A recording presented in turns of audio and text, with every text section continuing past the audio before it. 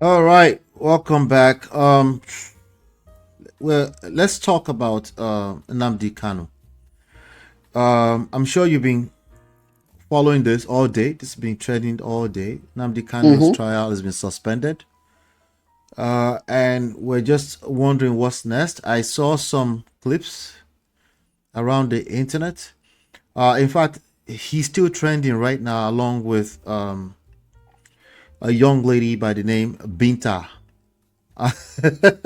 No, you don't say that. Victor is the judge. Is the judge that I was looking. yes. Don't worry. I got you. I got you. Yeah, please. Yeah, We need to yeah. respect our I will our do that. judges. I will do that. But she's by her full name. Her name. Reason why I said that because Binta Binta Nyako, Yako. the Yes. name is trending on right now as we speak. It's trending on Twitter right now as we speak. Mhm. It's been Nnamdi Kanu has been trending all day. You can see a clip of him. I'm going to play this clip of him. I'm not sure if this is today, but there's a couple of clips But from please, today. before you do that, Ola, Yeah. let me also raise this issue. I Okay. hope I hope something has not really messed with the mind of With the has mind not of what? with the mind of Nnamdi Kanu because of this long incarceration. Because the I wanna outburst in court I today, wanna hear those thoughts, but I want people to know what we're talking about. right? His outburst in court today. Mm-hmm. Yes, he had points, but the way it came across, even attacking the represent, I mean the Awomolo that was there on behalf of the Chief, government and all that was really worrisome to me. let me play the clip so they can know what you're talking about, and then I'll just let you go, and then we'll finish Right. the show. Okay. All right. So everybody listen to this, and then you can see what Chief was just talking about. Smoothing the song. Who have the light? You can see it. They don't want the truth to come out. Stop talking when I'm talking. Nonsense. Why is it when it comes to my case, they turn the law upside down? They turn the law upside down. This is the laws of Nigeria. The prosecution, and this court doesn't know the law. That is the fact. Poor knowledge of the law is killing Nigeria. Poor knowledge of the law, they don't know the law. This is a federal gazetted law of Nigeria that says here that the chief judge of Nigeria cannot tell Binta Nyako what to do. It's here. It's your law. Just obey it. That is why I do what I do. I agitate for Biafra. I agitate for Biafra. My right to agitate. My right. They turned it from reasonable felony now to terrorism. Stop talking when I'm talking. Wow. Sorry, sir. I am an educated man. By the way, he actually slapped one of his lawyers on the back. That was an actual slap of a grown man on the back when he did that. When he said, "Stop talking when I'm talking." All right. So what we're talking about is Nnamdi Kanu is trending because his trial has been adjourned indefinitely, according to a Twitter page called Trending Explained. Barely 48 hours after he said no one should beg Tinubu on his behalf because agitating Biafra is not a crime.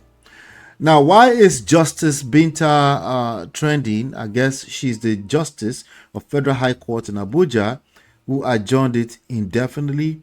And he said some things about how the lady is biased. So I'm sure you can maybe shed some light on that for us. Yes, thank you very much. Before today, Kanu's lawyers and he himself had demanded that they did not trust Binta Nyako. They felt she, she had this burden of proof and doubt, the pall of doubt, which heavily was casting over her neutrality and non-bias about the trial of Daniel Kanu. Not Daniel Nnamdi. Kanu, Nnamdi Kanu. Yes. Mm-hmm. Sorry, Mr. Daniel Kanu, if you are hearing, I didn't mean that. Well, and when they got to court today, and Justice Nyako, Binta Nyako, really recused herself. Made moves to say she will no longer do this. And then it was said that the chief judge of the Federal High Court, not the Supreme Court overhead. We must be able to make contract distinction between this. There is a chief judge for Federal High Court.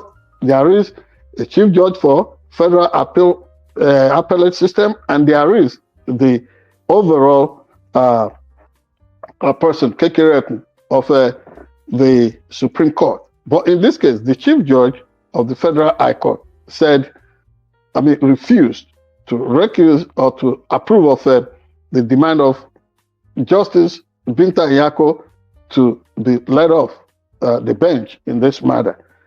That was the basis for the outburst of Nnamdi Kanu's Nnamdi Kanu in the law court. Now, the federal government of Nigeria ought to understand the name of the game.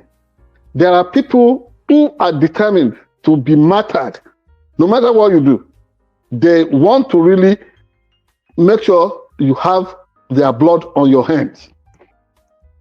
In this case, it will not be wrong for Nnamdi Kanu to ask for sovereign whatever. It's an aspiration, and that cannot constitute a crime so long he has not embraced the instrument of terror.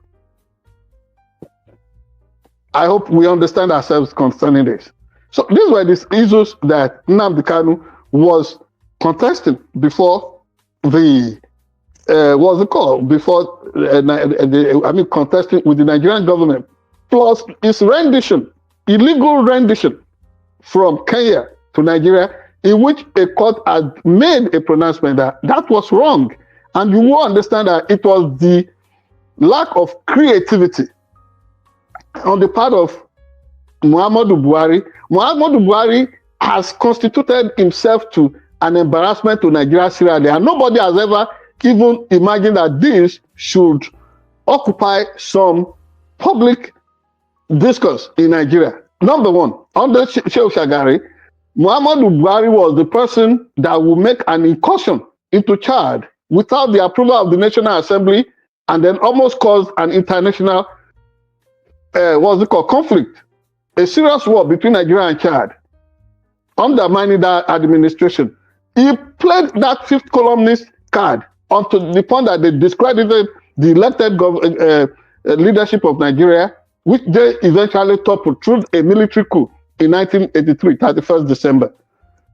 Fast forward, when he seized power, I personally interviewed the late Dr. Umaru Diko, the then Minister of Transport under Shehu Shagari. They accused him of rice scandal, of stealing 4 billion naira. 4 billion naira then would be like almost $40 billion now. They said that was what he stole. Umaru Diko told me that he never stole any dime. That what was playing out was a situation in which he had adequate intelligence as a key functionary of Shehu Shagari's government, because he was the one who raised an alarm that Buhari was going to strike with a coup. And then they had to contrive things to blackmail him before Nigerians. And you need to give a dog a bad name in order to hang it.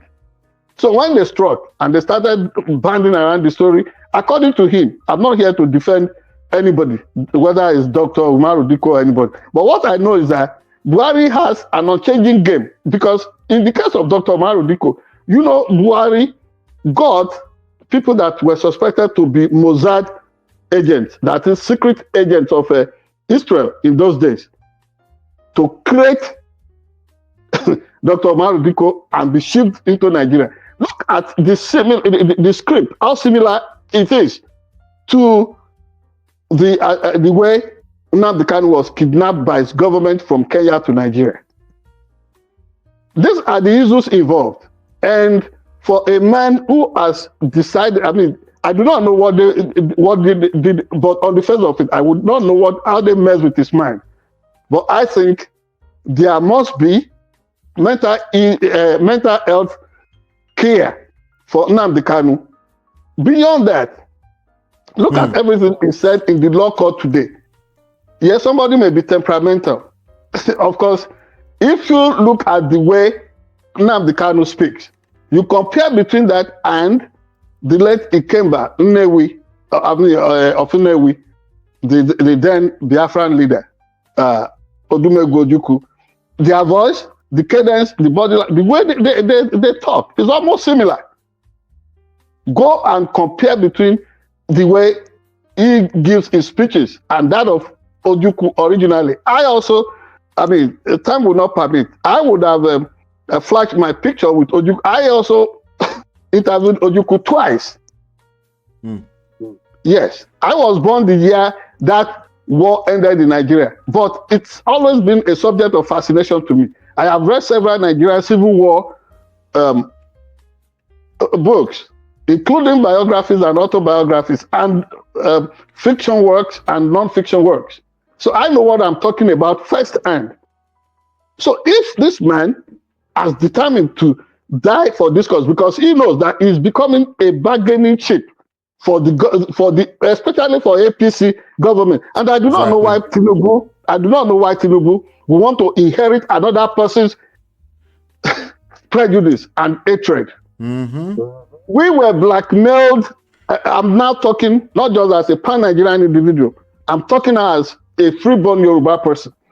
When the war was fought, everything was blamed on Awolowo. In spite of, because when I interviewed Ojukwu, he told me his passion was to see power. When he released Obafemi Awolowo from Calabar prison as the then Eastern region governor, he said his demand was that Obafemi Awolowo, he said, I'm paraphrasing Ojukwu, what he told me in that interview, not Okeke, not Okoro, I said power should be handed over to Obafemi Awolowo, because the revolutionaries of January 15, 1966, led by Kaduna and Zegu, Adegboyega and co, Ife Ajuna, and what have you, they felt an injustice was done on how, the way Awolowo was outraged and thrown into prison for treasonable felony. So Ojukwu said he had this supreme conviction that without Awolowo being part of it, the solution, there would be no forward march for Nigeria. He said that was his conviction why he released Obafemi Awolowo from prison. And then, after all said and done, everything was blamed on Obafemi Awolowo and the Yorubas. But one thing I've always said, because I know the way the generation of my father and his friends and people who were older than him, like the late Baba Jacob Fashionati, the father of Shifare Fashionati, the leader of Afenifere in Nigeria today, how they protected the Igbos that were left, who did not leave Akure area, particularly Ayede Ogbese, during the Civil War. I grew up to know Oga Francis, who worked on my father's cocoa plantation. I knew Jerome. I knew people like, what do you call him? I will remember his name now.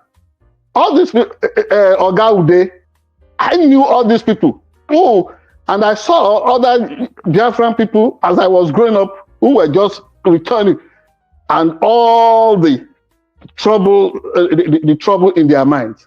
Why is Tinubu allowing himself to, inherit all this nonsense that these people contrived? Somebody has said, it looks like Nigeria does not really manage the peace that was really, the peace that ought to have followed after the Civil War years. If you don't want them for anything, at least you can also let them have their exodus. But if you are not going to give them their exodus, learn to accommodate them within Nigeria. What is this thing that it looks like somebody must be held in perpetual stuff? And finally, on this note, I am done about Nnamdi Kanu, but have you seen the orchestration again? An Igbo man is today the person in charge of Nigerian Correctional Service. Look at the fake news that was generated the other day that, people are being released from prison to go and rob and then come back into prison. Prison break was trending today too. See, there are prison breaks. Who masterminds these prison breaks? Other than people want to use Boko Haram thing to undermine the administration in Nigeria. people who want to see bandits freed at all costs, and then people who felt the Nigerian Correctional Service had become their exclusive enclave where they could do all kinds of shady contracts and that, and they are trying to use that to paint the new acting Comptroller General, Mr. Sylvester, as the bad person. You see the power play in Nigeria, and I think our leaders should take a pause. Try to afford themselves that moment in which there could be some sanity. Let us discuss these things between us and look for the way forward. Honestly, there is nothing that will put all these warmongers and what's it called, dogs of war, like Frederick Fawcett, who wrote that famous Nigerian war stuff, British journalist for that matter.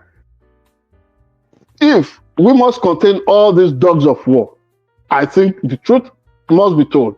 The facts must be put out all there that there is no place for all this contrivance and orchestrated stuff just to make sure that we humiliate that country. Nigeria deserves better than that. And that said, I hope somebody is listening. Thank you. All right, fantastic. So I have a question for everybody that's watching. What do you think about this case? Do you think Tinubu now, because it's the one in office, do you think he's being fair to Nnamdi Kanu? A follow-up question to that is that what is the actual vendetta against him outside of him agitating for Biafra? What do you think is the deeper vendetta against this man? You want me to attempt that? No, I wanted the audience to take a for shot the general at it. house. Thank you very much. Yes. Without any further ado, we're back. We promise. Okay. So do us a favor, hit the like button, share, subscribe, turn on your notifications so you're notified whenever we go live. Hopefully you've been enlightened, educated, and we'll see you on the next one. And God bless.